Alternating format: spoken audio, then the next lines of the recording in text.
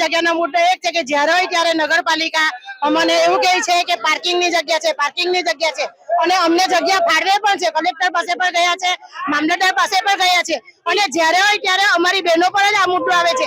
અહીંયા હપ્તાખોરી પણ ચાલે છે, અહીંયા ઘૂસણખોરી પણ ચાલે છે, પણ ભૈયા લોકો શાંતિથી બેસીને ધંધો કરે છે બહારના લોકો, અને ગુજરાતી લોકો અમને બધાને હટાવવામાં આવે છે. અમારી માંગ એક જ છે કે અમે નહીં તો માર્કેટ નહીં. અમારી માંગ એ જ છે કે જ્યાં અમે વર્ષોથી ધંધો કરતા આવ્યા છે ત્યાં અમને જગ્યા આપવામાં આવે. અમે ત્યાં અમારા 2 ટાઈમના રોજી રોટલા કરીએ છીએ. નગરપાલિકા દ્વારા અમને વારે અહીંયાથી બગાડવામાં આવે છે. આજે જો નગરપાલિકા અમારો ન્યાય અમને ના આપે તો અમે કાયદેસર આંદોલન પર ઉતરીશું ને એની તમામ જવાબદારી આમાંથી કોઈ બેનને કઈ બી થશે એની જવાબદારી નગરપાલિકાની રહેશે. અમે કેટલા 30 વર્ષથી બેસીએ છીએ, જ્યારે 2% ટ્રાફિકની સમસ્યા છે એવું કહેવામાં આવે, એવું કઈ તમે નથી લેલા, એવું કઈ આ જગ્યા ટ્રાફિકની